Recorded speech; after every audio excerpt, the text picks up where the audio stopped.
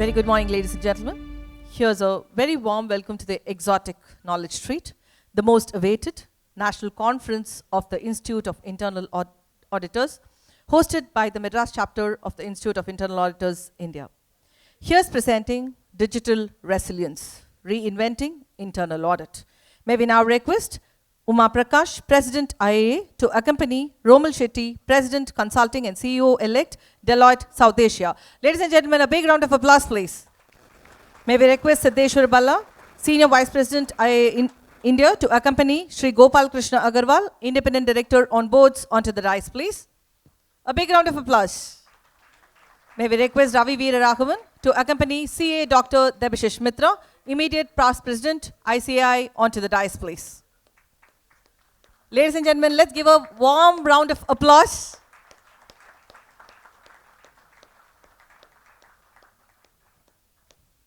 Thank you. May we all rise up for Tamil Vartha.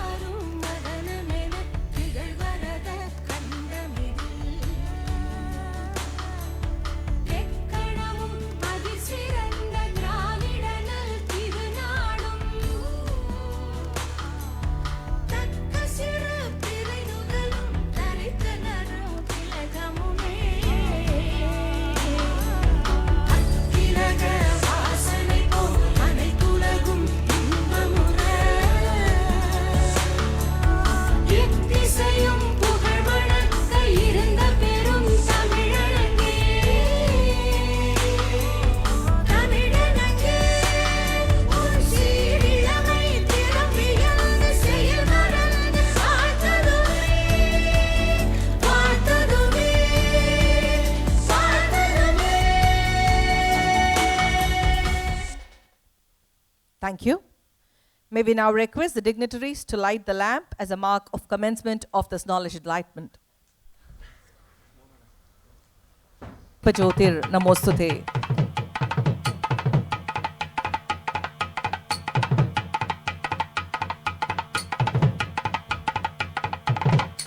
Let this light remove all ignorance in the form of darkness, bring in enlightenment, abundance of health, wealth, and prosperity.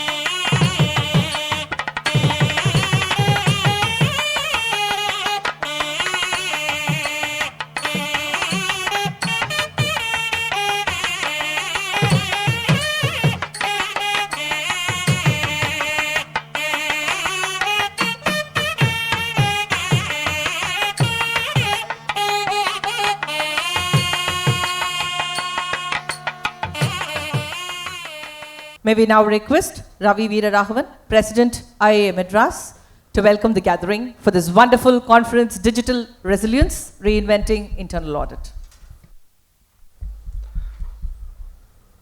Good morning. Vanakkam, Chennai. So all of us are ready to go. So I see sort of controlled audience. So thanks for the patience. We slightly delayed by about 5 minutes. And welcome once again to the chief guests on the chair and on the seating arrangements as well.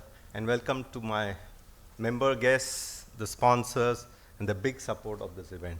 And once again, I have Uma Madam, Romal, Mr. Agarwalji, Debashish Mishra, and Siddharth on the dais. So it's going to be a very interesting event. Just a few, I'll talk about a bit of admin things out here because this is a Crown Plaza Hotel on the first floor. We have a fire chute on the right-hand side. This is going to be the main hall for the first half of the session up to the inaugural. Then this gets split into 2-3 levels of Tier 8, level 2 and level 3, where all the 3 sessions will come back. And lunch will be served on the other side as well. And there are a lot of interactive sessions. So bear with us. There might be a delay lunch in here because we're expecting more rush to come in, so be patient. You can have a lot of sessions, a lot of eminent speakers around, make use of the audience. And this is one of the best things of this session, that you have such a as elite sort of people here, a lot of audience I can keep talking about. So feel free to interact, and mostly in the networking sessions. We have a lot of stalls outside. You can go and visit as well. So welcome once again, and I'll now leave it to Uma Madam to take it forward. Who's the next speaker? Thank you, sir. That was a perfect welcome with a bundle of energy. Thank you so much. May we now request Ms. Uma Prakash to present a bouquet to Romal Shetty, President, Consulting and CEO-elect, Deloitte South Asia. Ladies and gentlemen, a big round of applause, please.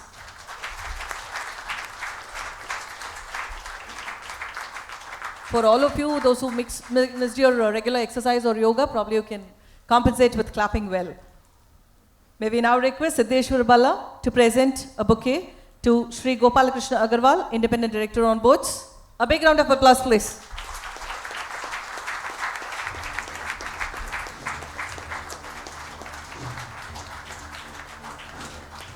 May we request Sri Ravi Veeraraghavan to present a bouquet to CA Dr. Debashish Mitra, Immediate Past President, ICI.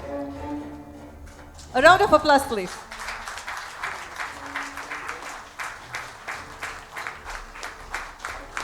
Thank you. May we now request K. Vidyadharan, Past President, IIA India, to give his opening remarks for this conference.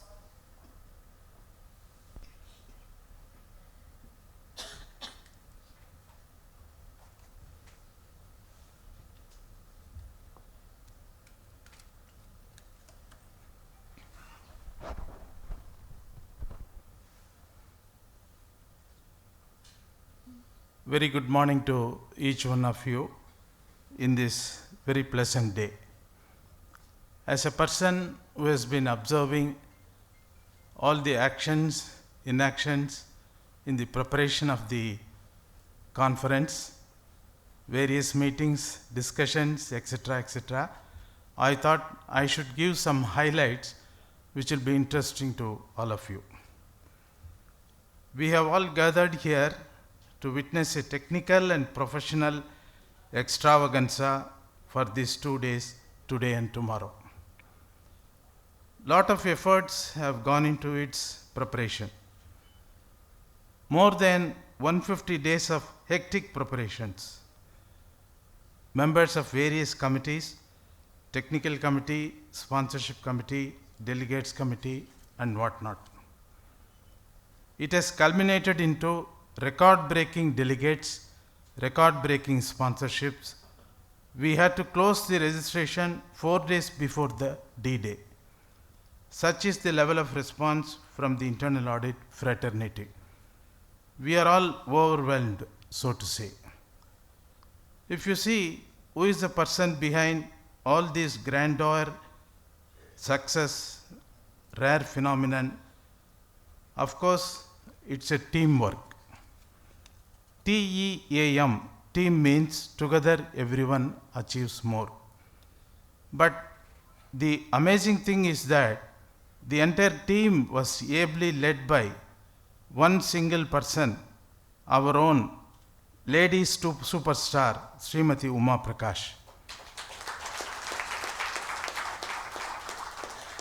Not only that, in the history of IIA India, Uma Prakash is the first woman president of IIA India. So, woman power is superpower. But I'll be failing in my duty if I do not mention an untiring man, a man with a unique style of management, our young, dynamic, and go-getter, our Madras chapter president, Mr. Ravi Veeraraghavan. I am sure these 2 days will be remembered forever by all of us. The technical sessions are far too superior in terms of technical content. I must mention 2 persons who have made exemplary contribution. by way of selecting topics and eminent speakers, and they are Mr. KBS Manian, past president of IIA Madras, and Mr. Krishna Chaitanya, past president of IIA Madras. They are in the technical committee. Also, last but not the least important, our doyen in the profession of internal auditing, Lifetime Achievement Award winner, Mr. P.R. Loganathan, his contribution is noteworthy. I can also say for sure that the reason for drawing record number of delegates is that the technical content of the conference is much superior, and our Madras chapter is known for giving high caliber speakers and topics. I am sure you will have enormous food for thought and lot of take-home points in these 2 days. With this brief note, I thank you all for patient hearing and thank the organizers for giving me this opportunity. Thank you very much. Thank you, sir. Organizing a conference is like organizing more than one wedding.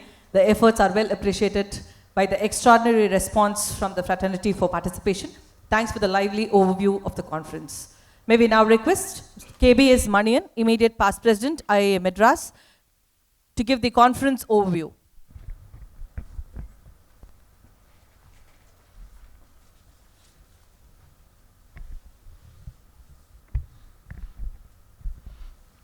Good morning, ladies and gentlemen. It gives me immense pleasure to see all of you and also to welcome you to this wonderful conference organized by the Institute of Internal Auditors India and hosted by IIA Madras. So this particular conference is so special in nature that we have spent, as Mr. Vidyadharan rightly put, we had spent quite a lot of time and effort, not just in identifying the topics but also the speakers. We had a tough time in the sense we had so many of you who are very good in various aspects of internal audit, but again we decided to have certain basic metrics to decide about the speakers also. So it's not that we have dearth of talent, but the thing is we wanted to have certain criterion to ensure that you get new thoughts, new ideas, so that we do different things. So the conference objective is that today that the theme of the conference is digital resilience, reinventing internal audit. We are at such an interesting time in the history where we are witnessing so much of transformation across various aspects. Be it logistics, be it production, be it services being offered. There are so many things which are happening, but we are witnessing some of the changes which no other person would have witnessed. So I would say we are having a breakneck pace where what was there last year is not there today, and you would readily agree that because of this rapidly evolving landscape, we also need to catch up with the requirements, and we need to quickly upskill and be ready to offer better services and value to our organizations. So we have a lot of challenges because of this, because when the scenario is changing, we also need to quickly upskill. We need to ensure that we are ready to deliver what our internal or external customer is expected to get from us. And also we need to ensure that we add value to the overall business. So with that in mind, we constantly do various trainings. So this particular 2-day conference is going to be one among them. But certainly you're going to hear some of the best of the thoughts from the best of the minds across the country. So this also gives us a lot of new opportunities, and hitherto we would not have been doing certain things which we'll be doing. After you attend this 2 days conference, you will be hearing, you will also be ushering into a lot of new things.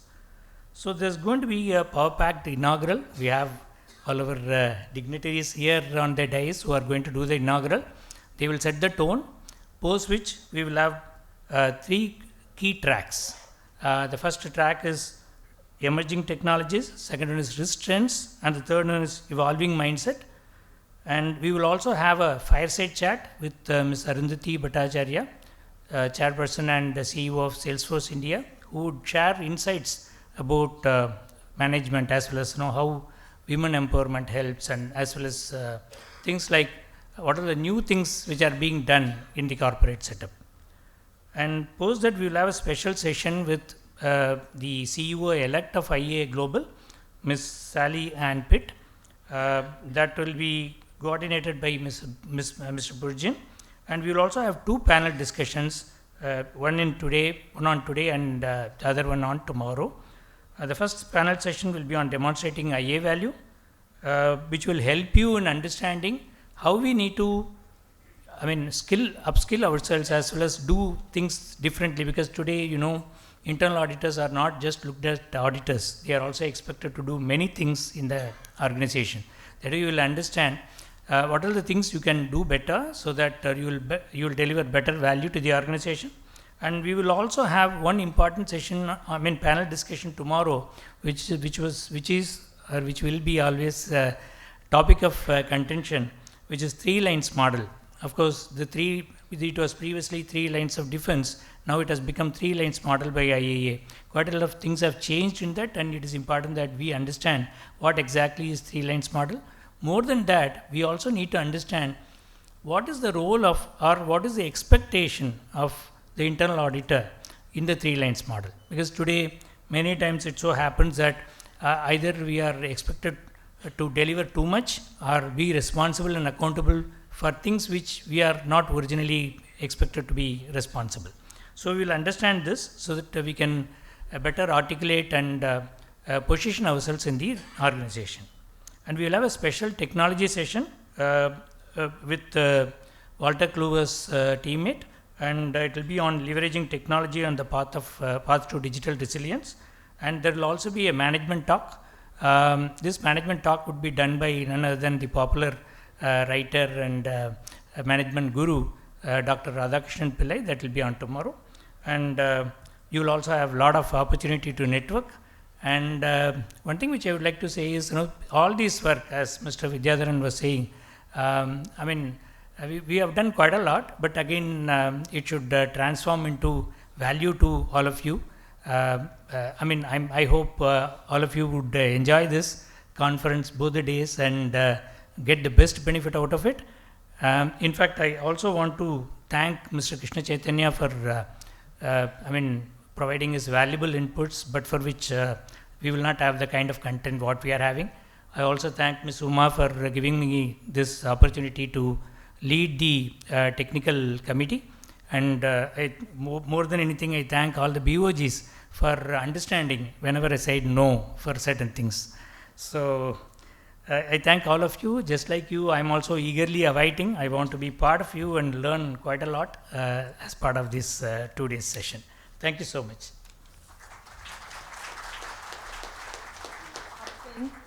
Adapting to change is the mantra which can lead to value addition to our clients. You have set the ground perfect for unlimited opportunities, unlimited networking, unlimited learning. Thanks for the detailed overview of the digital resilience, reinventing internal audit.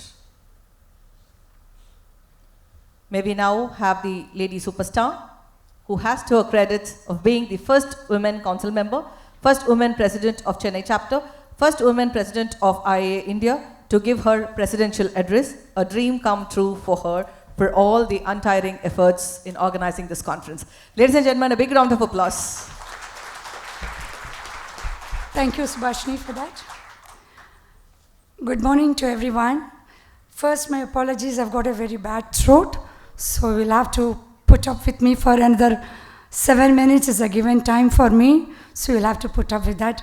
But I am very happy to share this morning with all of you here gathered. So welcome to the dignitaries on the dais and to all the guests. On behalf of All India, I really welcome all of you, and I'm very honored and privileged to be in the midst of you all today. And Mr. Manian, of course, he was talking about the conference, and you are going to listen more and more about the conferences in the keynote sessions and in the coming 2 days.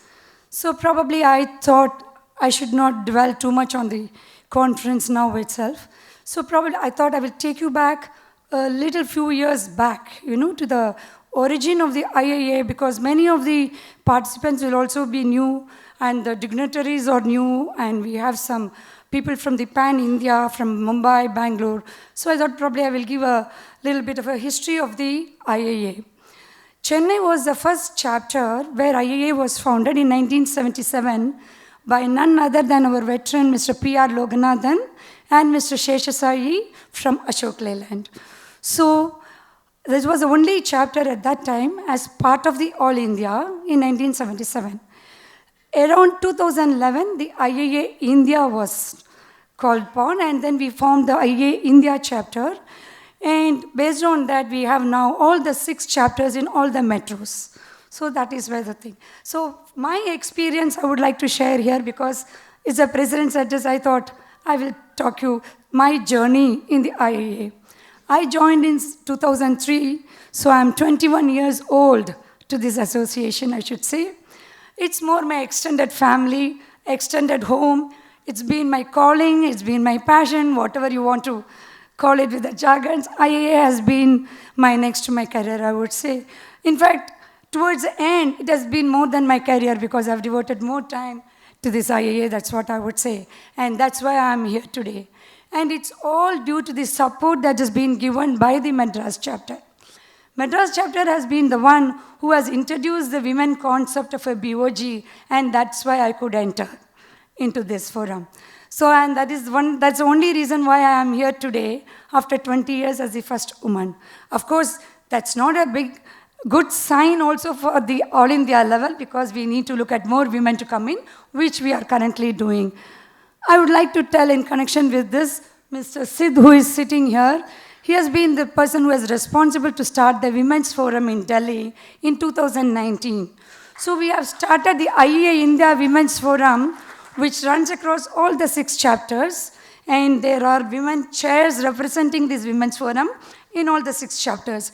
In fact, Mrs. Lalitha, who is here, she represents Bangalore, and we have Deepika here, who manages the Chennai chapter, who is a rocking superstar for our Chennai chapter also. So we have all these women now coming in all the 6 chapters. The others, of course, could not participate.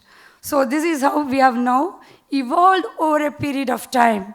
And so when I joined, how I came into this council position, I would like to say, because it's a little interesting anecdote. In 2005 or 6 or 7, we had a very rainy AGM. And even those days, even for the monthly professional meetings, we used to have hardly 3 attendees or 4 attendees, probably 10. And I was the only one who was a very regular attendee of the monthly programs. So one senior, Mr. P.Z. Anand, called and asked me, Uma, we have very few. I see you for every monthly meeting. Why don't you get associated with us and become a treasurer? I said, yeah, why not? It's interesting, so it's interesting, let me get into it. So that's how I got into a council position in 2006 after that. And so I've been working with them. And today, we have more than 4,500 members at the All India.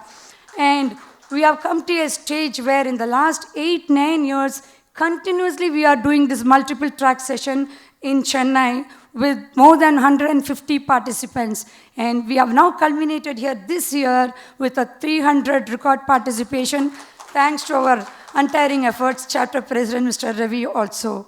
Of course, without that, we would not have been able to get into this level of participation.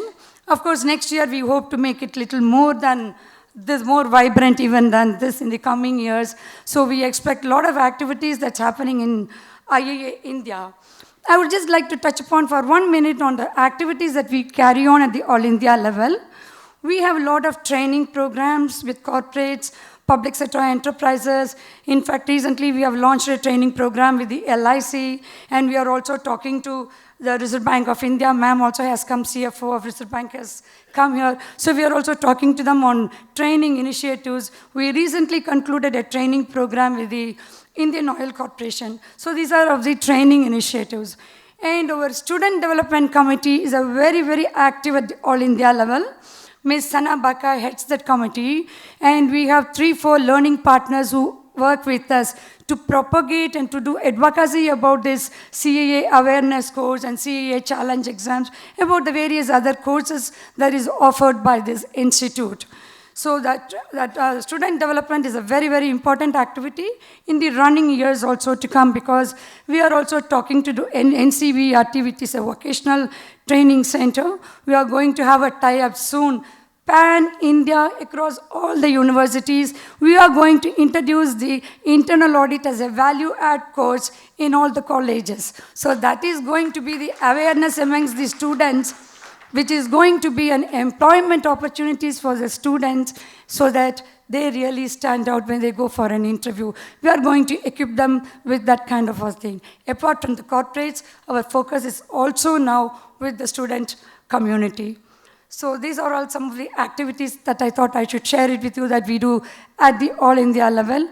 And Mr. Sid, who is there, is the Senior Vice President. He'll be taking over from me next year. We have the entire council from the All India. We have Mr. Burzin, who will be hosting a session post-lunch. He's the Vice President. And we have Mr. Krishnan Venugopal from Infosys, who is the Secretary of the All India.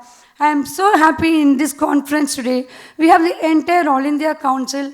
We have participants from Mumbai, Bangalore, everywhere. We have speakers representing the All India from Kolkata, Mumbai, Hyderabad, Bangalore, everywhere. And we also collaboration partners pan-India. So we have BPCL from Mumbai, we have Teammate from Mumbai, we are from Delhi, we are from Hyderabad. So from Bangalore, we are so proud, we are so privileged. And once again, I take this opportunity to thank all the collaboration partners who have been part of us in taking this initiative. Thank you very much. Thanks for the emotional address. We could see the pride and involvement in each and every single word of your address. It was a delight to listen to the journey from the seed since 1977. Thanks for the wonderful presidential address. Thank you, ma'am. May we now request Shri S.K. Rangaswamy, Vice President, IAA Madras Chapter, to introduce Shri Gopalakrishna Agarwal, Strategic Advisor to the Government on Economic Affairs and Independent Director on various boards. Good morning to everybody. It's my privilege and honor to introduce Mr. Gopal Krishna Agarwal. Of course, this introduction is in the form of a resume. I'll try to be as brief as possible. As far as education is concerned, he's done his BCom honors, MA in economics, and of course, he's a chartered accountant on top of all it. On his work experience, he's independent director, Northeastern Electrical Company Power Limited, Bank of Baroda, BPCL, ICSI, IIP within brackets, I don't know what it means, so apologies, and Woke Commercial Company Limited. On his professional experience, he is the National President, Association of NSE, Participant Association, Commodity and Depository Participant Association, and he's also on the Management Committee, PhD, Chamber of Commerce.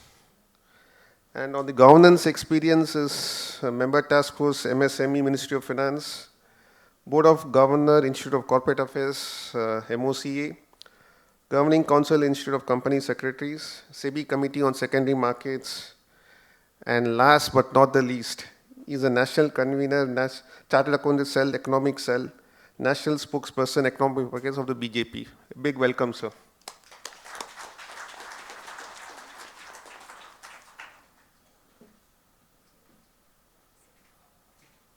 We request Shri Gopal Krishna Agarwal for his keynote address.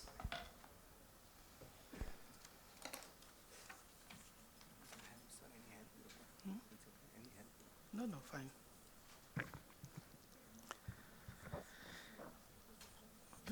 Thank you, Umaji, for inviting, and I appreciate the whole team for the effort that has gone into this conference.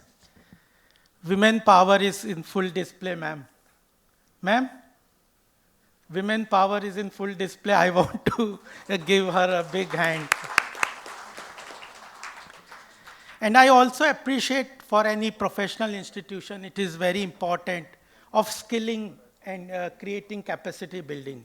Your initiative, what you told about connecting this profession with the universities is very much appreciable, because my experience with industry and working with different departments has been that at times capacity is lacking, and when people are searching for jobs, etc., at the same time, industries, etc., are also finding that the capacity or right skills are not available. So I appreciate this effort, and I would also thank all of you for giving this opportunity.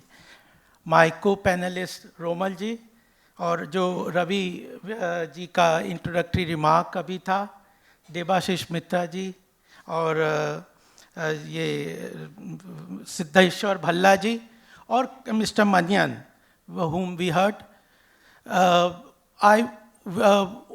I would be appreciative of all of you to be here. This is an important event, and it gives me immense pleasure.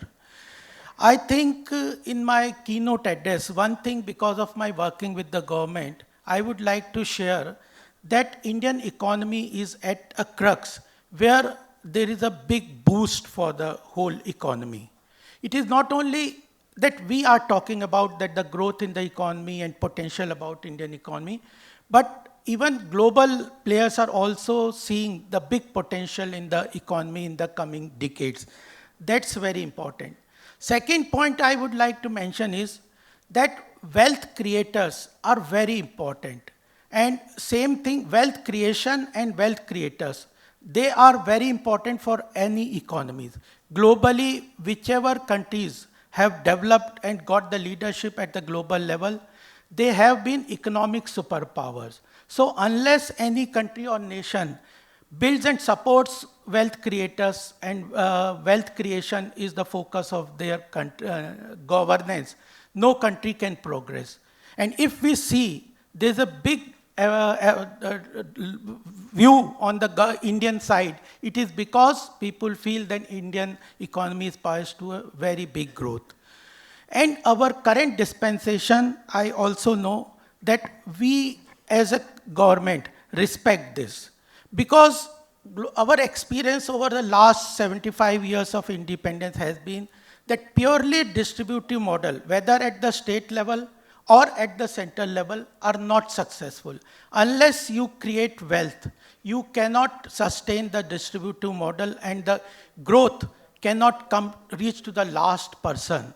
In 2014, when Prime Minister Modi ji took charge, he said that the size of the cake does matter. So in the last 8 or 9 years of the current dispensation, you see our effort has been to support and build industries, support businessmen, support wealth creators. That's an important part. That is the focus of the government. And if you look, we have a vibrant democracy. And the enlightened citizen is very important for a vibrant democracy. Similarly, for economic growth, corporate citizens are very important. And corporate citizens our forefathers in the Constitution has said that purely political democracy without economic democracy or growth, we will not be able to achieve what we envisage for India in the future. So for the economic democracy, we have achieved a lot in the political democracy with the universal franchise. Everybody has an equal vote. But there had to be a lot of things to be done on the economic side of the growth. And therefore, we consider corporate citizens an important part of the economic growth. That's very important. And for strong and vibrant corporate citizens, it is important that corporate governance is well entrenched in the whole ecosystem. And for that, we need transparency, corruption-free mechanism. All these are important for vibrant and strong corporate citizenship. And I would just like to mention some of the initiatives on the last 9 years where the current dispensation at the center has been working to create an ecosystem of corruption-free mechanism, transparent mechanism, more and more digital initiatives so that the whole governance is efficient, targeted, and is corruption-free, and the system is well entrenched into people have equal opportunities. Those all initiatives are very important focus of our governance. Whether it is improving of the compliance, build robust corporate governance ecosystem has been an important initiative over the last 8 or 9 years. And if you look into the current, when we are coming to the 75th year of our independence, we call it as an Amrit Kal. And the current situation in the global economy is quite challenging. The challenges of inflation, challenges of recession, challenges of fiscal deficit because of the pandemic have created havoc with major economic drivers of the globe, whether it is the United States, whether European economy or China. These three were catalyzing the global economy. But all the three economies are facing certain challenges of inflation, recession, or fiscal deficit, or energy crisis, or post-pandemic issues. But Indian economy, post-pandemic, has been able to balance these three macroeconomic very nicely. The inflation, which is a big challenge for global economy, is under control. The RBI has set a target of 6% of inflation, but it is within that 6%. The inflation rate was 5.7% of the GDP over the last years, and the the target that the RBI said that it will be contained within the limit of 6% of the GDP. Recession, the economic survey this year says that the recession, we are out of the recession. We are one of the outlier at the global economic level. We are one of the fastest growing economy. We are at present also attracting a lot of investment at the global level. Lot of FDI is coming.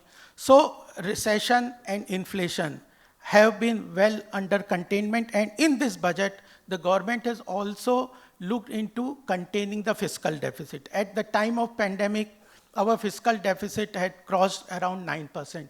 But for this current last year which has gone, the government had set up a fiscal deficit target of 6.5%.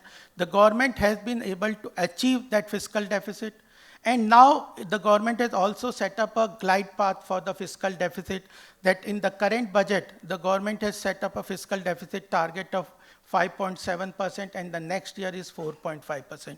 So three major parameters, macroeconomic parameters, which govern the economic growth and development of any country, inflation, recession, and fiscal deficit, are well within the reach, and currently the Indian economy is robust because these three macroeconomic parameters are within control of the government. On this sound foundation of economic growth, the current budget has been brought by the government. And the current budget, which also talks of some important areas which will lay the foundation for next 10 or 1 or 2 decades, is an important for all of us to understand. What I would also like to mention is, when we are talking about corporate governance, the government philosophy has been 4 pillars of our government over the last years. One important pillar was identify a problem. Whenever there are problems, identify it.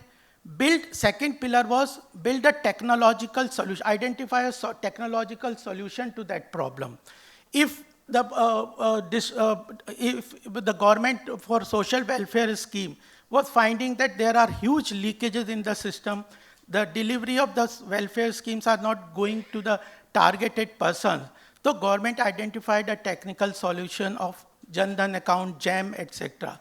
So find a technical solution for a problem, identify a problem, find a technical solution to the problem, and integrate the stakeholders. The third pillar is integrate the stakeholders to that solution, whether it is banks, social welfare schemes, or beneficiaries, all have been connected with this. You will see that these 3 pillars in everywhere. And the fourth important pillar that the government is working on is creating a matrix of performance. Give a target to the people, give a target to definite numbers to any achievement, whether it is opening of number of toilets, whether opening of Jan Dhan account, whether Ayushman Bharat, building of Pradhan Mantri Awas Yojana, all have been a targeted delivery so that the performance metrics can be created and performance of the stakeholders can be analyzed. So under these four pillars, the government has been able to find various solutions. I would also like to mention here one more example recently. When this pandemic crisis came, and earlier also when we were facing a global increase in fuel prices, the prices of global crude oil was increasing, and we wanted to import whether from Iran or from Russia. There was a problem that the sanction and the settlement was not taking place. I was working in Bank of Baroda. That time we found that if we import from Iran or any other countries where there are sanctions, the settlement problem will increase. So government came out with a solution to build an alternative settlement for the SWIFT. And that initiative has helped us to overcome the problems of challenges of global settlement.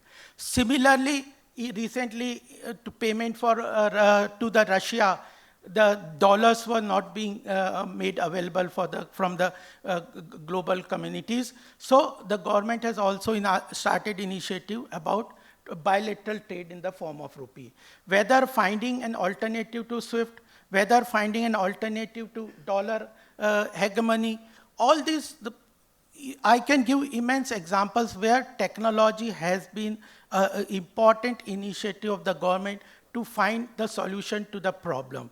And I think today's seminar, which also talks about the digital resilience, is an important part. And in this budget, the government has also taken a lot of initiatives to promote this segment. There are 2-3 areas where the future of the economy growth can come. It is about knowledge economy. Prime Minister says that where we have a strong potential for growth, we have to work on those sectors. And on the Digital India initiative, several initiatives have already been taken, whether for digital payment, UPI, hashtag payment, etc. Government is working on association with other countries also to promote rupee card, etc. So digital payment is a big initiative under the Digital India. The government has taken a lot of initiative. Further, more initiatives are being taken place. Several other initiatives for creating a transparent business ecosystem, whether in the form of GST, completely online mechanism of assessment, registration, refund, etc., is integrating various transactions, creating complete audit trail are there. Then virtual assessment is also taking place. Then GEM, ONDC, trades, all these CoWIN, DigiLocker. So under the Digital India initiative, many of the initiatives have been taken by the government. The government in this budget also would like to promote these initiatives. A lot of funds have been allocated. The budget talks about setting up 100 5G labs for that, giving a lot of support to the blockchain technology, where new initiatives can be built, new audit trails can be established.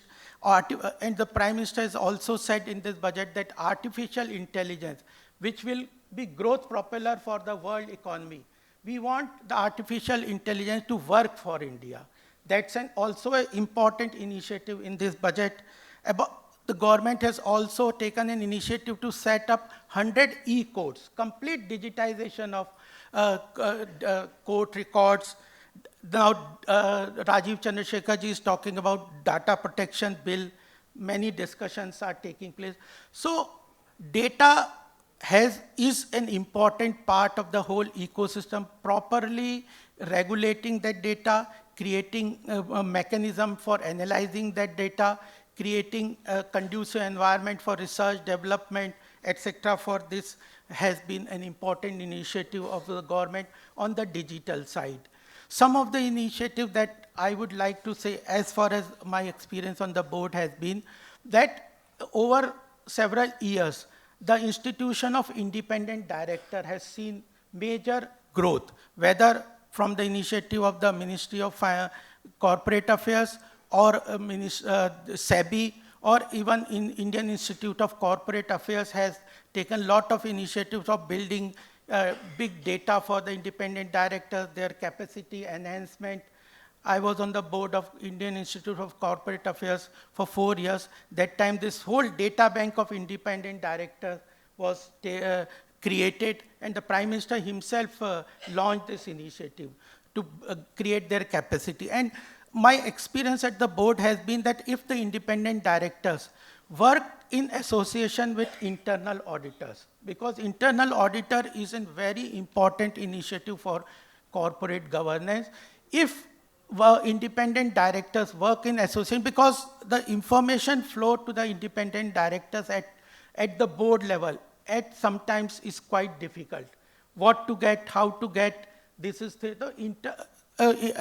my experience has been that if I use independent internal auditor association for getting segmental reports, giving them chance and independence to interact with the audit committee at a separate meeting, asking the management to give the complete observations of the internal auditors and then discuss their response to itself, and have their interaction with the statutory auditors. So for efficient work of the board, independent director institution is very important. For that, internal auditors have been very important. So I think this is also an important area of good growth for the corporate mechanism. On the data protection bill, I would like to mention 1 or 2 points. Is that lot of discussion is taking place. Big data is coming. Our experience at Bank of Baroda with fintech initiatives.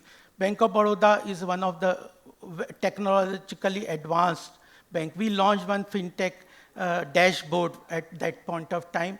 Mr. Jay Kumar and Ravi Venkatesh was the chairman from Infosys. So there, if that big data is accumulated, processed, etc., there are several risks associated with data. Because if you cannot, Rajiv Chandrasekhar ji has also been saying that you cannot just come out with regulation and control the risk. There has to be quite a big capacity building at the organizational levels, because issues of privacy will come, the issue of proper processing will come, and analysis, how to analyze, how to get information. So the digital initiative, data protective bill, regulation, how to use it, how to improve it, can bring a big difference in the organizational growth and improvement. Our experience at BPCL has been about with the Anubhav, how to enhance with complete integrating the data from all the retail outlets, and how online data at the central office can bring a good and better efficiency in the management of the supply chain, reducing the working capital requirement, etc., are very important. So organization requires a robust ecosystem for their management of the whole data. These are very important. And the last point I would like to tell you is we have a strong regulator. There are certain issues which arise at the corporate level, but if you look into the financial market and capital markets in the country, they are very well regulated. We have 99.9% delivery in the DMAT form. T+1 settlement of transactions is not there across the globe. Even the developed economies don't have a T+1 settlement cycle. So we have a strong regulator, we have a proper mechanism of work, therefore. So these are important things that I wanted to underline, my thing. The scope for future, which initiative the government can help, I would underline 3-4 points briefly. One thing is the government, if you come out with some suggestions from the this platform seminar, definitely we will take up from the government side. Four areas I think where government initiative can help. Can there be an amendment in the companies law to build and strengthen the internal audit structure? What changes can be made in the company law? Definitely, if there are certain suggestions we can take up from the Ministry of Corporate Affairs, I would definitely like to have a report on it. And how to empower independent directors, how to create their independence, how to improve their reporting is one area where some suggestions can come out. Accounting Standard Institute of Chartered Accountant can work up. And the last point that I would like to mention is government initiative was there on self-regulatory organization. Can this institution, etc., can become in the form of self-regulatory organizations? Because government has been thinking that more and more regulation can go onto the platform of self-regulatory organization with giving the disciplinary power of regulating and controlling and registering with proper fee structures can come up. So can there be a mechanism for self-regulatory organization? So these were some of the thoughts that I thought I would like to share with you, and I thank the organizer for giving me this opportunity. There is immense potential on the economic growth side for the India in this Amrit Kal, and surely the world is looking towards India. We as professionals have a lot of roles to play in creating that ecosystem of good economic and robust economic growth for India. We have a strong future, definitely. Thank you very much. Thank you for the super positive note. So kind of you to acknowledge women power as superpower.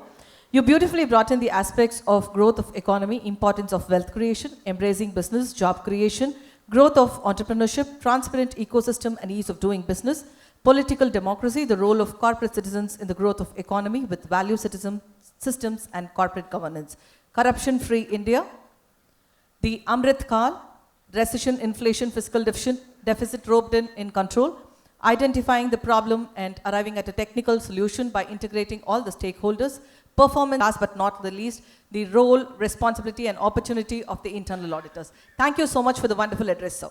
Ladies and gentlemen, a big round of applause.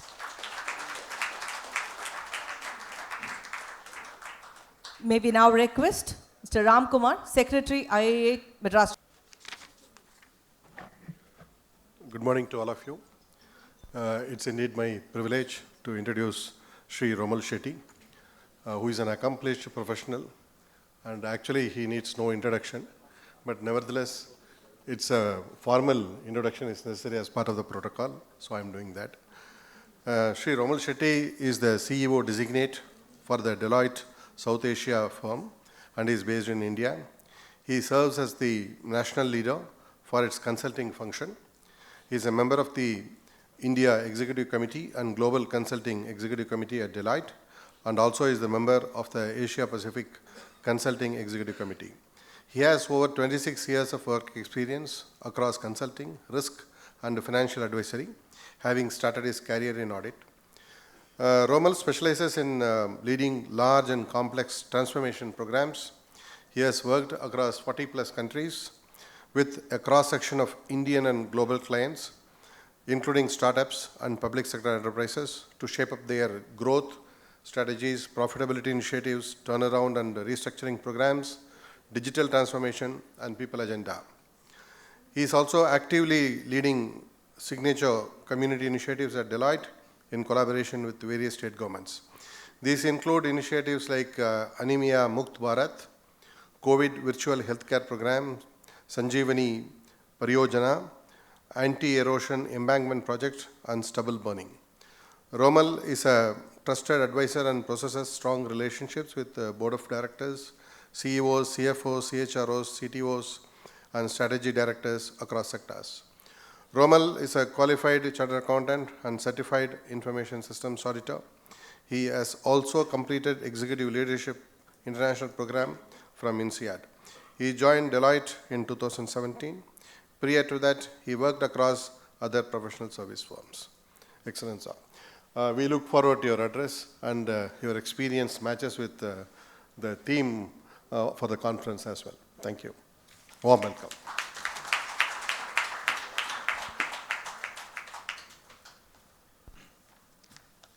Thank you very much, Ram, for the kind introduction.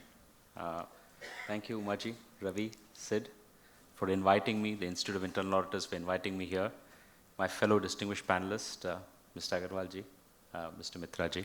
Thank you, and all distinguished guests, colleagues. What I thought is I think they did talk about me, but they didn't tell that I actually spent pretty much 13 years in internal audit.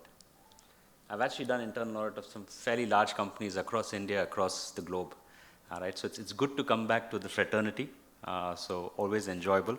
And then, of course, I was fortunate to do many other things as well. So today what I thought was, I can't teach you internal audit, I think you're all far better than me.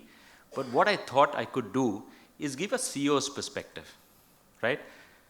Because obviously as internal auditors, you have a responsibility towards the, with the board and the governance and others. But as a CEO, when I wake up in the morning, or CEOs wake up in the morning, what are they thinking?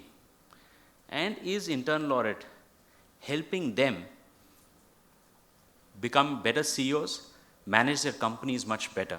And so that's the perspective. So I'll give just a few things. Today, if you look at, in terms of just the disruption in the world, we call it the VUCA world, right? Volatile, uncertain, complex, ambiguous. That volatility of the world is at a different level, in the sense that if you take risk incidents over the last 100 years, and if you take the risk incidents over the last 10 years, they would match, just in terms of the sheer volatility of what's happening. And today the world is extraordinarily interconnected, right? So if it rains in Thailand, and there is a flood in Thailand, it can cause a semiconductor shortage in most parts of the world, so your automobiles will not work. A crisis in Ukraine can have far-reaching effects across the world. So it's really, in some sense, an extremely volatile world. And what are CEOs looking at, right? Then there are, we spoke about, what the Prime Minister is doing and the startup world. So some startup comes in, disrupts everybody, all right? And sometimes, of course, there's more hype, but sometimes there's also really interesting things that startups do. So you don't know where the disruption will happen, when it will happen. Earlier it was fairly stable businesses. Today you can be out. I mean, the whole of Tesla just, all motor companies put together have the same market cap as Tesla, right? It's just an extraordinarily disruptive world that is actually happening. So as a CEO, what are they looking? They're looking whether their organization is resilient. Their organization can manage that crisis. And I'll link each of this back to what internal auditors should do. But it's very important that if there are massive amounts of crisis happening, and if the organization is not resilient, it will fall. So somebody who helps this resilience testing is really the internal auditors. You actually do a lot of stress testing across the organization to figure out what are the points of that vulnerabilities, and actually, does the organization have controls to manage that? And I don't talk only about financial controls. These are all kinds of controls. The second is, as a CEO, all CEOs, if you become a CEO, you're not a maintenance guy. You're here to, you normally come with a growth mindset, right? Very few CEOs will say, okay, let's status quo, we'll do nothing different, we'll continue forever. But if you have to build, and every crisis is an opportunity, because that's how the CEOs think. But if you have to build in a crisis, if you have to build in a world which is not necessarily all optimistic, you have to have courage and you have to have guts. But you cannot have the courage if you don't know that there are people backing you up on the control side. I can drive faster because I have brakes. I don't drive because I can brake. I can actually drive faster. who are the people who are actually helping me drive faster? That is that internal audit community, which can actually help me this. So very important. I'm again and again coming about, these are my business priorities, right? Third, the topic of it is about digital. The number of things that are going to happen across in the digital world in the next 10 years is going to be more than what has ever happened in the history of humankind. Typically today, more data is created every year than what's happened in the last 100 years, right? So there is massive amounts of digital transformation. But as a CEO, is it fun? Is it for the myth that I'm doing digital transformation, or I'm doing it to create a competitive advantage? Is there a competitive advantage by which I can digitally transform my company, I can IoT enable my factories so that my productivity, my things will improve? So for that, extremely important that this fraternity, how digitally savvy are you? And most people think, okay, it means I have to understand technology, I need to code. You don't need to code. But do you really understand the various technologies that are coming in, and you can't be outside it? The fourth is the whole workplace is changing, right? The work, the worker, the workplace, all of that is changing. It's a hybrid world. You had a lot of controls when everything was physical. Now in this hybrid world and hybrid environment, what kind of controls exist? And the workforce, they want to remain much more engaged. The thing that CEOs struggle is with saying that how do you keep your workforce so engaged, newer workforce that comes in. Some of us are older, have a different style, but the newer kids are very, very different. Their ambitions are different, their aspirations are different. How do you manage that to provide that kind of a environment, but at the same time, safeguarding the interest of the organization? And the last bit in terms of, on every CEO's mind, is the path to net zero. How do companies become more sustainable, more responsible citizens, right? Do our bit for the planet, because the climate accidents are happening at a far alarming pace. And every company, every organization, every government organization, all of that need to keep a roadmap on path to net zero.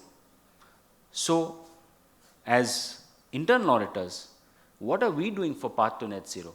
What are we doing on sustainability? Right? So these are just 4 or 5 things in terms of a CEO's perspective. And therefore, from an IA perspective, and I'm taking certain things as granted, independence, integrity, all of that is done, whatever issues. So I'm just going to give a different lens. So please don't forget the other lens, just because I'm not focusing on it. My lens is saying that, as an internal auditor, are you giving me anything futuristic? Are you telling me what is going to fail rather than only what has failed? It's very important, because you have a line of sight. There is actually nobody who is more connected across the entire organization than the internal audit fraternity. You actually know what's happening across. Nobody else knows, because nobody else has that mandate or the wider view. Of course, as management, you have a view, but the internal audit folks are actually across. So are you being very forward-looking? And today, when you have data scientists, for example, you have analytics, for example, you can predict a lot of things that are happening. To give you an example, every data that is captured in the world, right, can be brought to you by web crawlers. You can use AI to make sense of it, and you can say where the next risk will occur. The next risk can occur for your supplier's supplier, so that something happens to that supplier, your manufacturing will have a problem. But are we thinking about those? Are we using those algorithms? Are we forward-looking in terms of risks? And again, here, I'm not preaching. I'm sure you must be doing it. But just some thoughts for your consideration. The second is an issue versus an insight. So what do I mean by that? We always have issues. So when internal audit are presenting, you have a great issue. Somebody has not complied with X, somebody has not complied with Y, right? But I'll tell you what I mean by insight.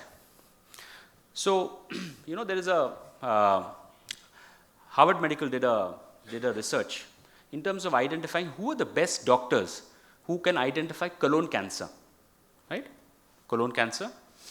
And they looked at maybe all of these doctors must be from John Hopkins or Harvard Medical or wherever. Answer was no. They said maybe these are the most brightest of doctors in the world. They are the ones who are able to identify colon cancer. The answer was no. They looked at ethnicity. Maybe, only whites can identify more and the others can't identify.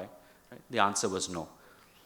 Then they only observed. They did an observation of the doctors who identified colon cancer more than others. And the whole reasoning is, if you can identify cancer early, the treatment can always, and you have a better chance of survival. Only one simple thing. Most doctors colon is like this, spent not more than 30 seconds, most. But the best doctors spent 1.5 minutes. It's just an insight. That means that they went over and over and over again. You can see it in 30 seconds 2 times, but if you went over and over it again, it's just an insight. So are you giving that insight to the business to make it much more efficient, faster, special? Or is it an issue? Second is, we say, okay, I remember early in my career, when we used to do audits, you used to identify seeing that if there's a voucher, the voucher is not there, and you say, okay, you note down an exception and say, I found an issue, great issue, right? Because there was no supporting voucher. So today, for example, let's assume it's a pollution control voucher that is missing. So one ability is to say, okay, the pollution control voucher is missing, and we put it in our report. Second is to say, why is it missing? Going into a lot more details. Oh, I'm in a pollution control unit where I'm actually getting water out into the fields. That's destroying the ecosystem.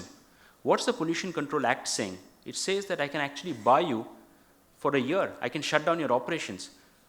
So do I like an issue or do I like a business implication? And at CEOs, typically you like a business implication. Not that, everybody will say, yes, it's important, I have to listen to issues. But the business implication of what could go wrong is very, very important. The third is, how many people watch Netflix here in this room, right? Everybody pretty much watches Netflix, right? It's quite a stupid question, right? But what is Netflix doing? Netflix is really giving you real time what you want to watch. Today, are the internal audit plans as real time and as dynamic? So that means I have an internal audit plan. Yes, something happens, maybe I'll change the bit of the plan. But is it real time and flexible, saying that based on control scores, based on standard deviation, based on statistical techniques, right, based on algorithms, can you say that, okay, instead of my whole report, my whole plan can completely change in terms of an internal audit plan? Because today in dynamic world, can you ever have a static internal audit plan? So really having Netflix as a concept and saying, can I really do that? And this requires, like I said, it doesn't only require controls knowledge, it requires statistical knowledge, it requires knowledge of algorithms, it requires the ability to connect various data points that you have. Data in our country, Mr.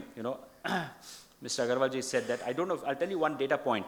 Our per capita data consumption is more than the US and China put together. This is phenomenal.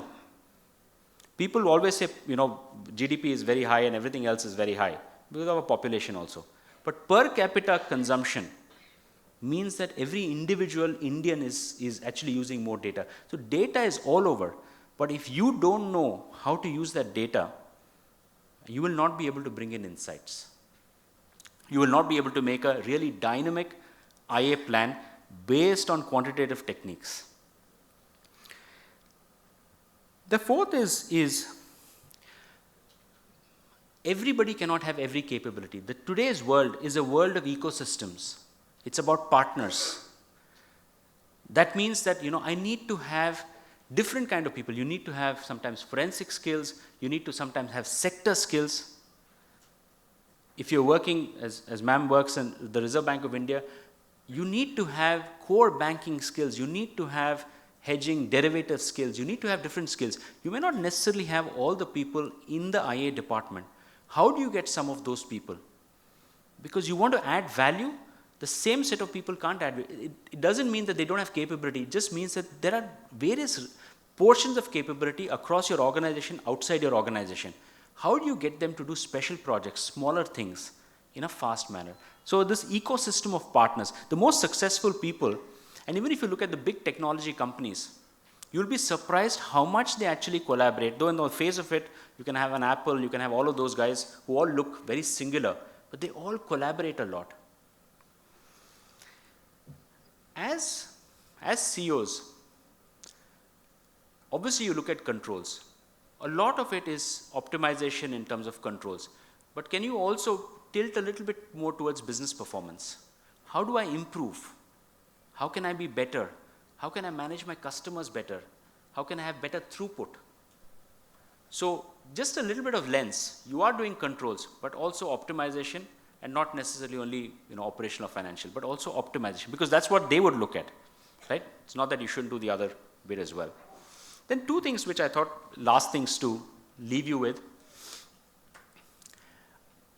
If the upskilling of internal audit professionals is extremely important, not just in forums like this, because these give you a great idea in terms of technicals, but in terms of many other skills. One of the fundamental skills is, do you think differently? What do I mean? I mean, we all think we have a particular mindset, but do you think laterally? Are you trained in lateral thinking techniques? Are you, for example, do you use, for example, a fishbone analysis, a Japanese technique, a fishbone analysis to identify a root cause? Do you use, for example, a six thinking hats to identify recommendation? Sometimes, when we see recommendations, they're one line. Okay, this is not implemented, implement it. Doesn't add any value to, you've done a great job, but the recommendation is as important as the issue is. So the ability to use six thinking hats or any other thinking technique, for example, and it could be different for different people, but like I said, you could do a Sudoku, you could do a chess. Mentally, how are you sharpening your mind? Technical, of course, but the newer age things like cloud, what's the cloud doing? Are you completely comfortable with that? Like I said, you don't need to learn coding, but are you comfortable with what is the ability of what a cloud can do, and therefore what risks it possesses? Today, everything is moving onto that platform. Are we still in the voucher? Are we still in the transaction world? To move towards a very virtual world, move towards the meta world. And that will happen, the meta world will happen. And one of the suggestions that I would have is, good CEOs, not me, but good CEOs if they have an exposure in the internal audit teams, and some organizations are very good, they actually tell you that you need to have a 1 year, 2 year stint, they become much better professionals. But you know what? It helps you also, because they bring in a business perspective. And I think this cross-section of at least having on a rotation basis for 1 or 2 years, people from the business come in, do work, go back. Very important for you to understand their perspectives, them to understand your perspectives. You are the backbone of CEOs.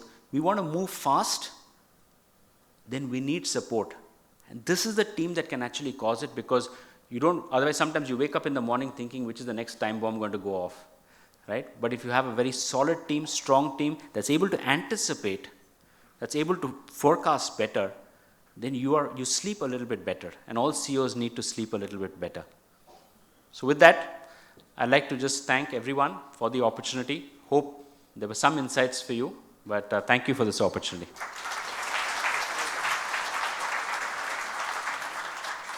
Role of internal auditors from the CEO's perspective, especially in the VUCA atmosphere.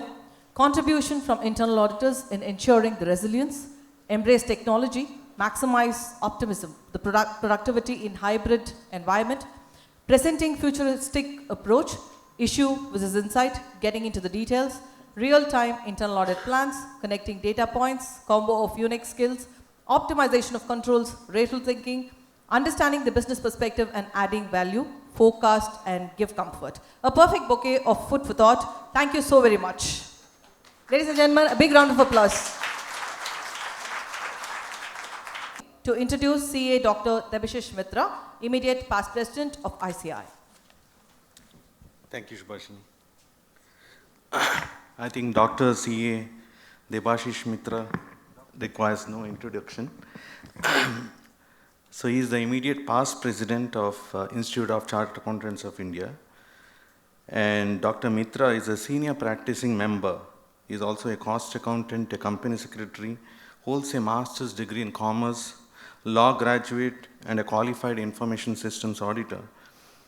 With keen interest in academic research, he is a doctorate in the complex and intrigue area of accounting standards and has been awarded PhD on the topic, a critical study of select Indian GAAP, US GAAP, and IAS and IFRS.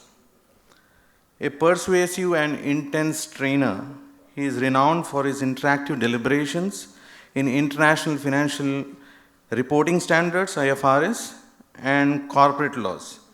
He has trained several officials of many corporate and non-corporate entities, as well as the central and state government organizations.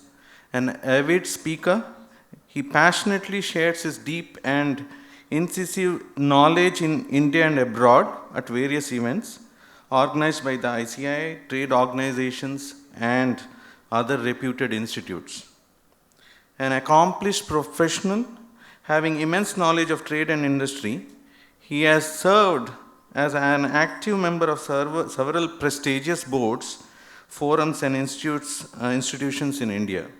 That's Quality Review Board established by Government of India, Board of Extensible Business Reporting Language, XBRL in India, and Board of Governors of Assam Downtown University.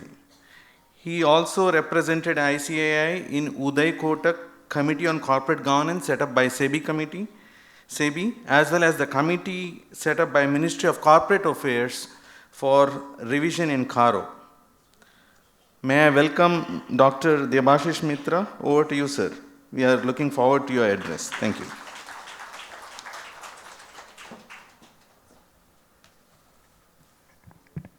Thank you very much, Mr.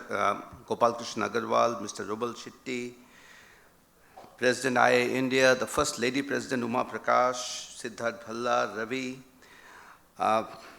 to two people here with whom I have spent so many years in the Council of the Institute of Chartered Accountants of India, with whom I am already a council member, Sipriya Kumar to my right and MP Vijay Kumar to my left, all the past presidents of the Institute of Internal Auditors, ladies and gentlemen, a very, very good morning to all of you. As I speak today, I wear two hats.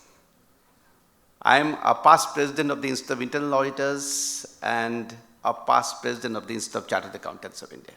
And both these hats I wear with a lot of pride. When I came in yesterday, and I flew down from US, yesterday, Uma Prakash, and I can see that she was getting a lot of applause today, not necessarily for the gender, I think. She was insisting that I wear this badge of the Institute of Internal Auditors. She gave me the badge yesterday.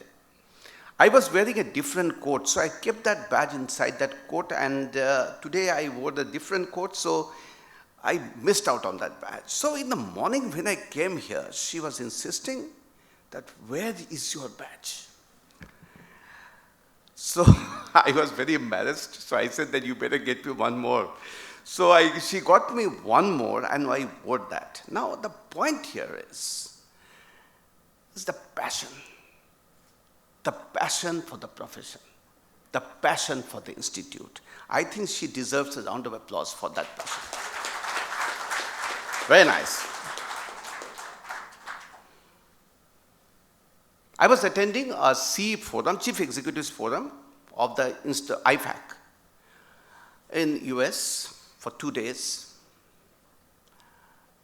And people from AICPA were making a presentation. And they were saying that there was a big exodus of CPAs from their profession. Big exodus. They were saying 7,000 have left the profession, CPAs. And the gentleman was making a presentation, and let me tell you, the chief executives of all the institutes across the world were all present there. And I was representing India. Somebody said that audit is boring. Nobody's interested in audit now. That's why most people, they want to give up audit because audit is no longer interesting. So the time for QA came, and there I was standing up. I said, I totally disagree with this viewpoint that audit is boring. I think audit could not have been more interesting than today. Because today the opportunities are so much. Technology has ensured that the repetitive transactions are taken out of our hand. And what we have to do is apply our mind, for example, the risk, the forensics. I was talking to them about the social stock exchange in India, the social audit opportunities that has come in India. So I said that when you talk that audit is boring, I said it's totally a wrong concept, and I totally disagree with that.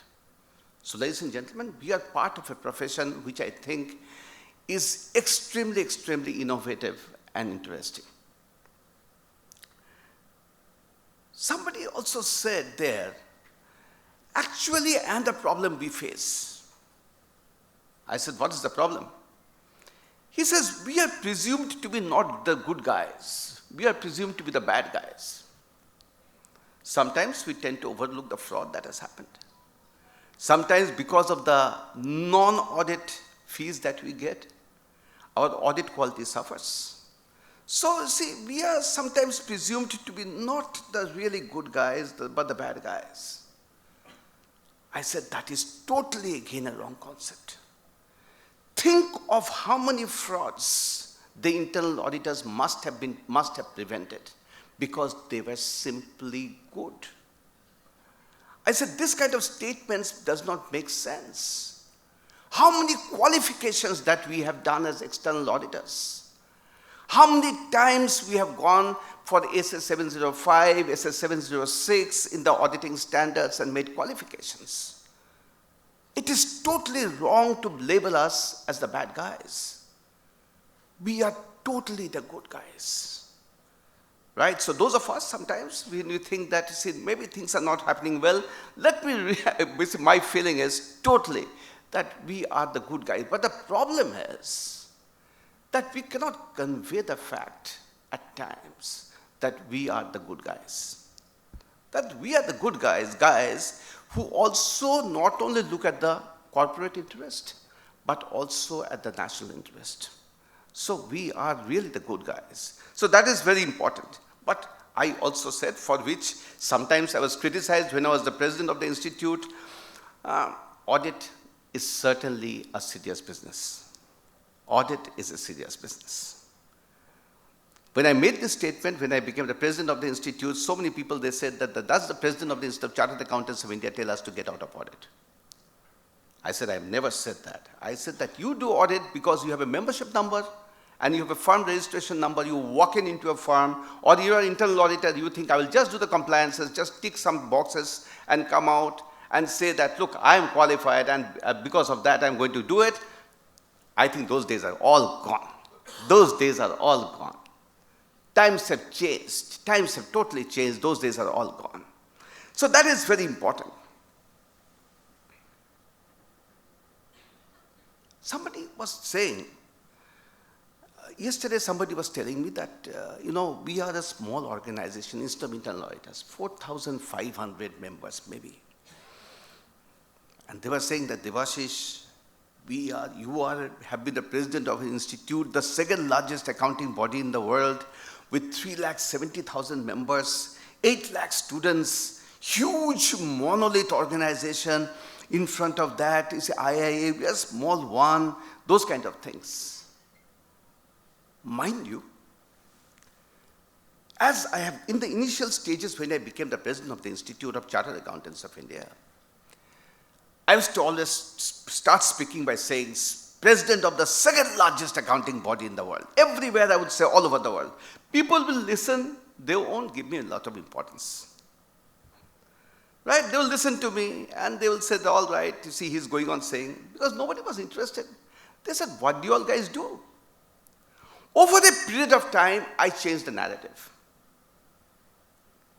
I said, it is not the size that matters. For Institute of Internal Audit is also the same thing. It is not the size that matters. It is not even the power that you derive out of the size that matters. Mind you, I was just asking Sid, he was saying we are present in 200 countries of the world instead of internal auditors. Right? Internationally, you are a huge organization. So it is also not the power or the size that matters.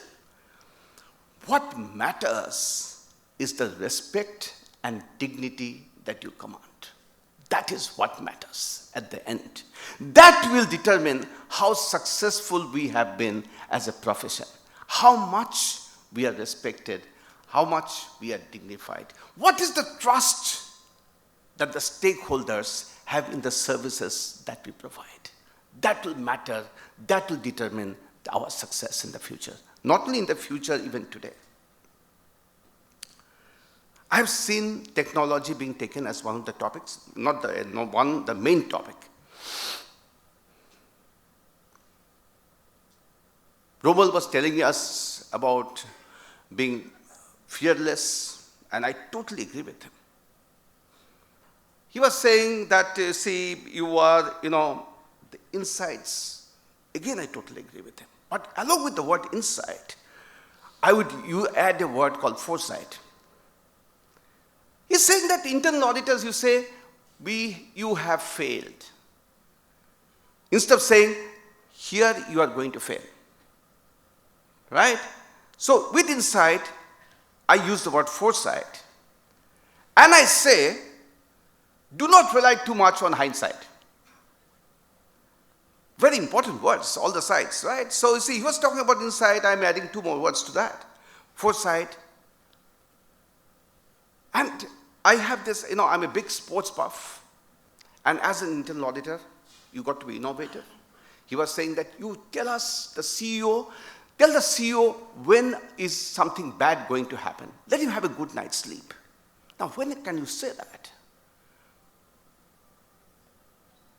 Right? So when can you say that? Right?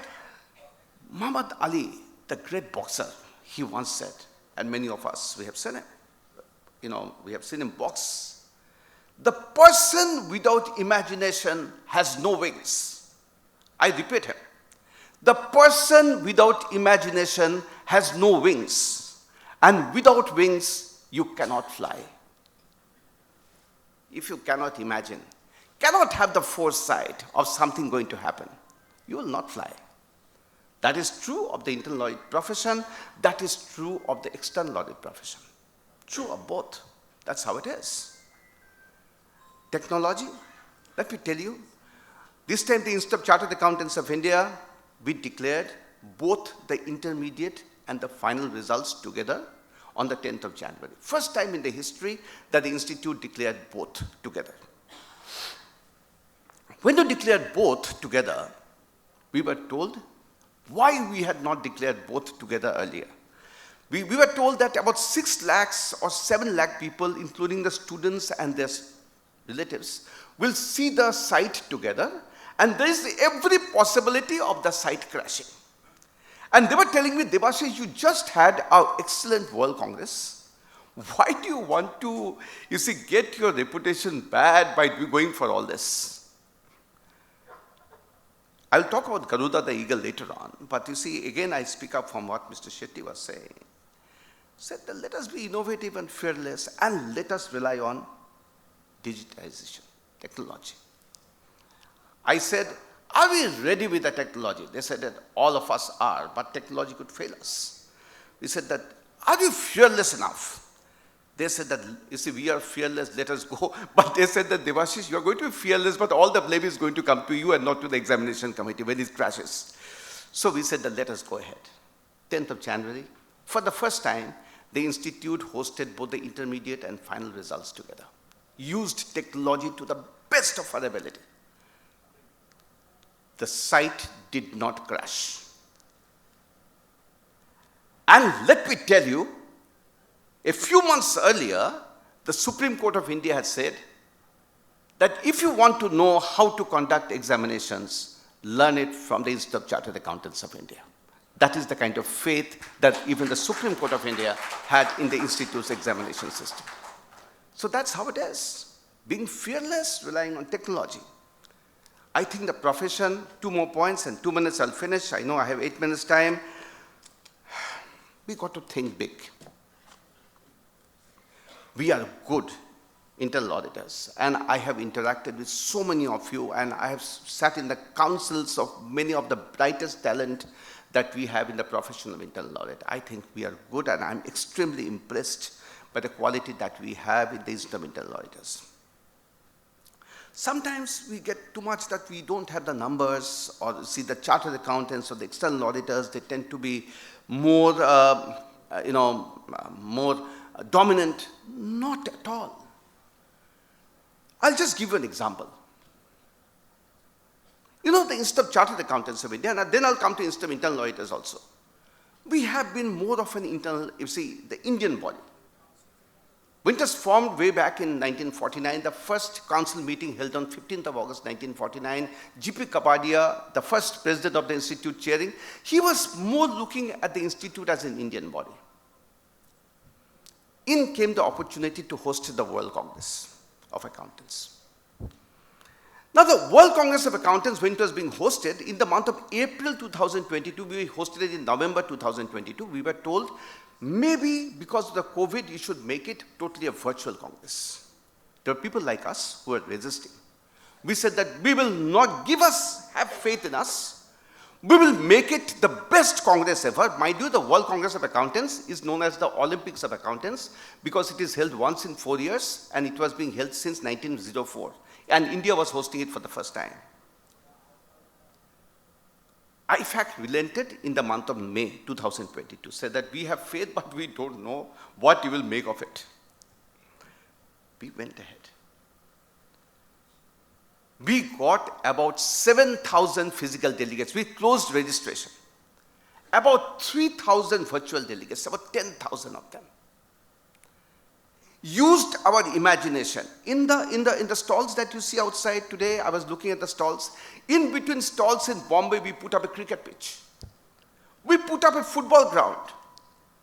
People could come and play cricket and football in between and visit the stalls. We put up a stall of the Institute of Chartered Accountants of India, but we said that the stall must compete with all the other 95 stalls, and you must prove your what? No protectionism. We will not protect the institute. You simply will have to prove that you are the best out of all the stalls. We did that. The Congress went on to become a huge success. I was, as I said, in US 2 days back.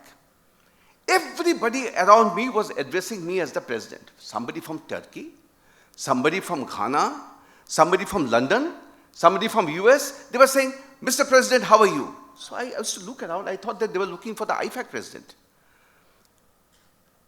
And then they said that to all of us who visited the World Congress, you are our president.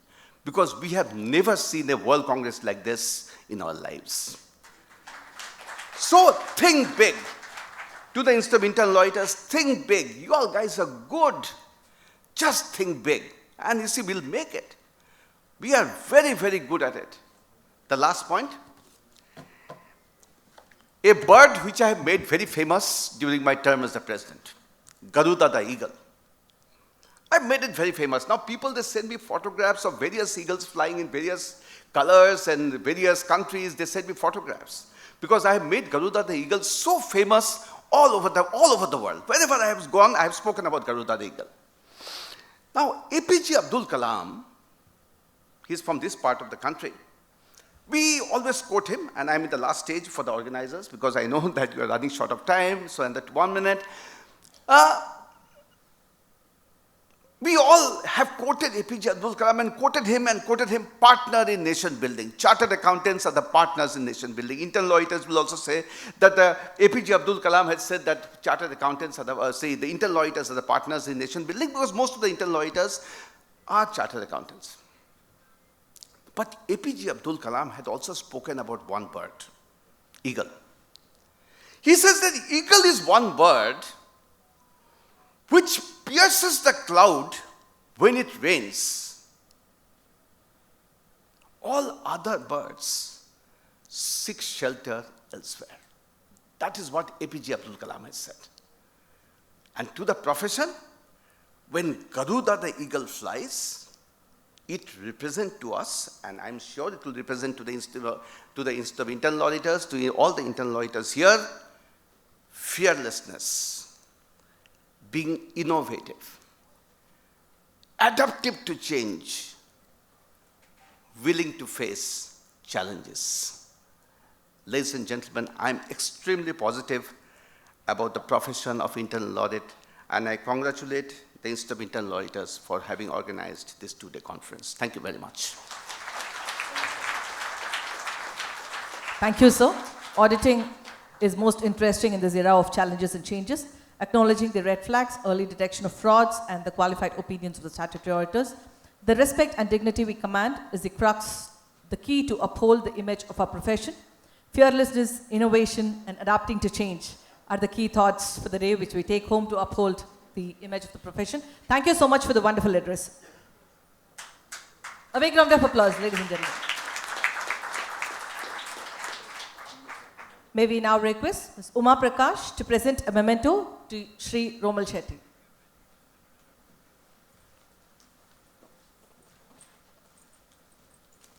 Ladies and gentlemen, a big round of applause, please. May we now request Mr. KBS Manian to present a memento to CA Dr. Debashish Mitra.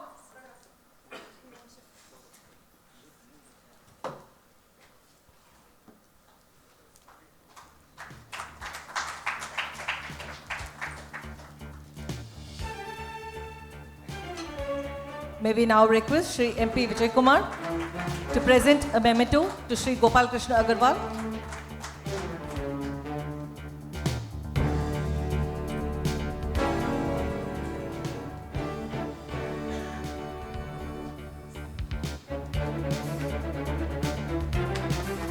That's an honor. Maybe there's a special request for MP Vijay Kumar sir to address the gathering for 2 minutes.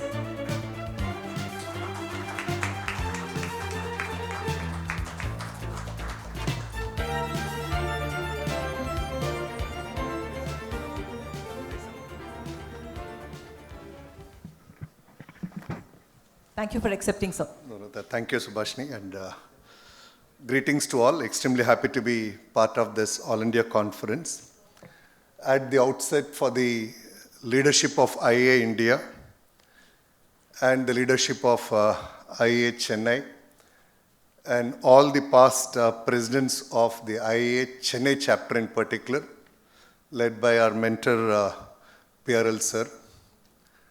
Just like to quote from alchemist Paulo Coelho's observation, quote, and when you want something, the whole world conspires to make it happen.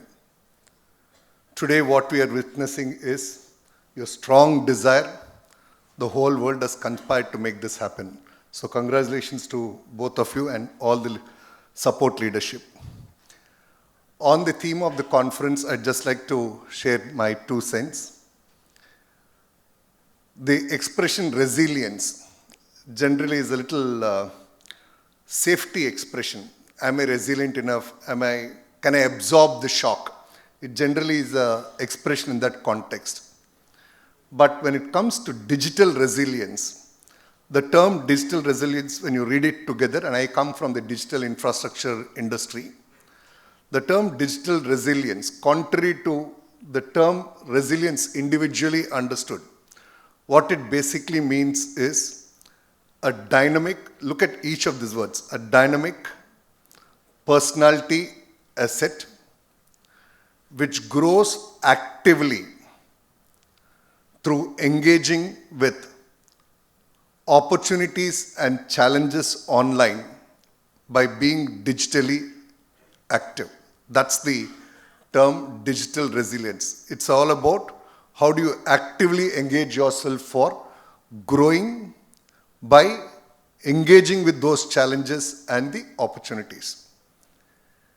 And the context of a conference like this, the digital resilience has 4 elements which together comprise digital resilience. One is the ability to understand the risk. Second is an ability of having a process of how to seek help. The third is today. That is learning from experiences. Thanks to KBS and the other team members of the technical committee for putting together such a wonderful set of topics for today and tomorrow. Learning from experiences is one of the 4 elements of digital resilience. The 4th element is the support ecosystem for recovery. I'm sure these 2 days and the technical sessions we have and the wonderful speakers we have, and thanks to all the speakers from all over the country for having taken your time to be here. I wish the conference great success and best wishes to all of you. Thank you so much, sir. Aspire and the magic will happen. Digital and resilience beautifully explained. Thanks for the quick and effective address. Before moving on to the formal vote of thanks, we would like to thank and acknowledge our sponsors, the fuel for driving this conference. Knowledge partner, Deloitte. Platinum partner, Tata Capital, count on us. Gold partners, Chennai Super Kings. EY, building a better working world. Bharat Petroleum, energizing lives. Skills DA, Walters Kluwer. Delegate kit partners, HDFC Ergo, TVS, Salesforce, and Protivity. Associate partners, Indian Overseas Bank, Indian Bank, Dwara KGFS, Archer, JCSS, delivering transparency. Our track partners, SIFI, Universal Sompo General Insurance, Equitas, GRMI, TTK Healthcare, and Kaveri Hospitals. And we also have our other partners, NCS Ethics, Billion Loans, and PI. Thank you so very much for all the sponsors. We acknowledge your support. May we now request Shri Siddeshwar Balla, Senior Vice President, IAA India, to propose the formal vote of thanks. Good morning to all of you. Words will always fall short when we have to express gratitude for such a wonderful conference that we are about to witness. I'm sure the last couple of weeks, I would say, there's been tremendous work that has been done. And thanks, Sangeeta, for giving the thanks to all the sponsors. I had actually wanted to do that, but you did my work. As I said, that words will definitely fall short. So, on behalf of IA India, I take this opportunity to thank Dr. Mitra. You are an inspiration to our professional fraternity, Dr. Mitra. Romal, thank you so much for being with us. And on behalf of IA India, I congratulate you for being the CEO-elect for Deloitte Consulting South Asia. You make India proud. Yeah. Gopal sir, thank you for your insightful speech. Your continuous contribution to the policy development making is unmatched. Thank you so much for that. KV sir, Mrs. Uma, Mr. Manian, Ravi sir, and the entire conference organizing committee, National Council members. Last but not the least, I took this for a pause. The Board of Governors of IIM Madras chapter. Yeah. A big round of applause for all of them. They've done a wonderful job. And thanks for steering this, Ravi sir. I know it takes untiring efforts to stitch such an enticing conference. Thanks to all of you.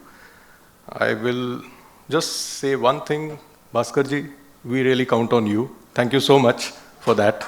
Yeah. Won't eat more time and come in way of the power-packed sessions that we have.